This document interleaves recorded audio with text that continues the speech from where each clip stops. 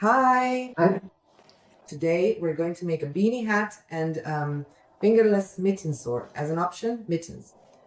What's interesting about today's project, with this hat, you'll learn how to create some really interesting textures. You won't be making swatches or those little sample pads that might not always be useful in real life. But hats and mittens, let's be honest, are things that almost everyone wears in winter and autumn. And in our climate, we wear this kind of clothing for quite a long time. So, using the hat as an example, I'll show you how to work with interesting textures, how to use them to decorate your piece, and how to incorporate materials you can buy at fabric stores. I'll teach you how to lay out wool properly and create beautiful, flexible felt. I'll show you how to felt your pieces quickly enough, because this is quite an important issue depending on the method you use to felt your item. You'll end up with either a thick piece, a thin one, something textured or not so much. So all of this plays its part. And besides that, today we'll learn how to make a pattern, figure out the shrinkage coefficient, and prepare materials so you can use them in your own projects.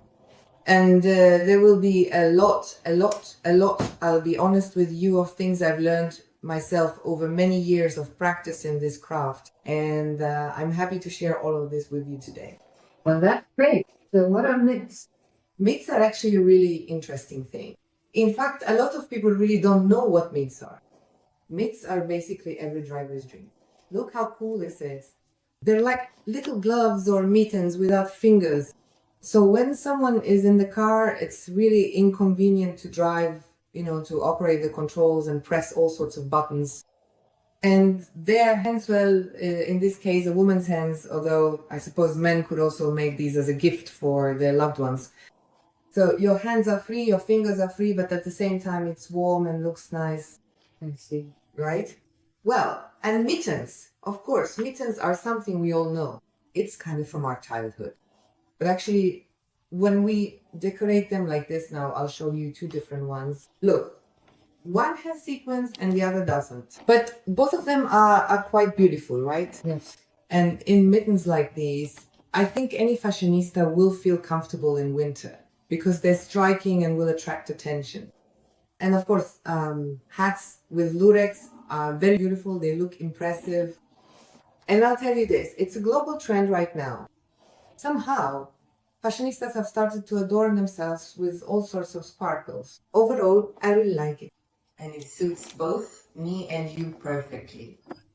And of course, this is the felting technique. It's truly unique because, there really isn't any other fabric, wouldn't you agree, that could combine such a variety of textures as we can create with wet felting.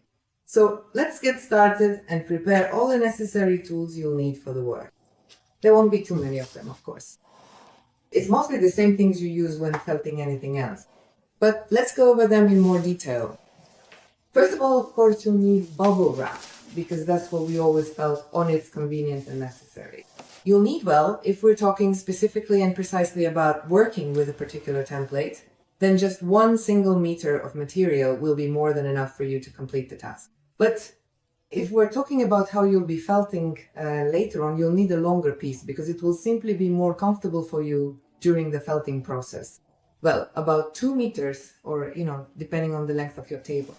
Underlayment for laminate or some kind of film that you work with, which we'll use to make the pattern.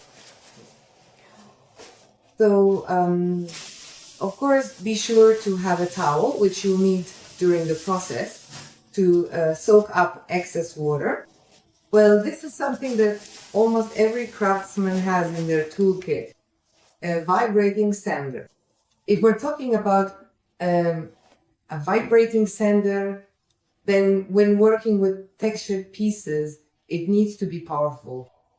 Because if your sander is low speed and very lightweight, it simply won't bust through or grip this thick layer of fibers that we'll be using in our work. Well, I've been using this brand for many years, and I really like it. It's called Titan. And as an alternative, of course, Makita is also quite good. But what makes Titan interesting? First of all, this sander doesn't suck in water. In order to buy a good sander, you need to understand that for filters, the machines that don't suck in water are the ones that work best. That means all the moisture doesn't go through the machine. So it will last you quite a long time, and you don't even need to put any kind of protective film on it.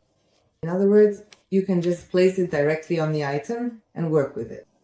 So obviously, you need, well, preferably a watering can, right, which we'll use to pour, I remember, over our items. Yes.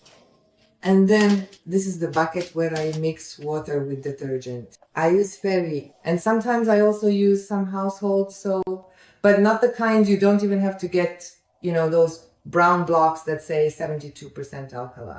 You can even use, nowadays there's a milder option available. It says household soap for friends, for the homemaker. It's white, looks very nice, but it's still household soap. It's also alkaline. So that works too. Now, the spray bottle. I really like using a spray bottle with this kind of nozzle. It's from a window cleaning product. You just need to pick a good sprayer and use it. It's convenient. So today we'll also need a scale sketch, right? Why? Because here's what we're going to do. I have a certain amount of materials that I measured out for today's work. And at the end of each stage, for example, we'll make a hat, and then we'll measure how much material we have left. In the same way, later, we'll make the mitts and see how much material we have left over. This way, it'll be easy for you to understand how much material you're actually using. Well, you know, it's also an extra way to keep yourself a little bit in check. So this brush is used for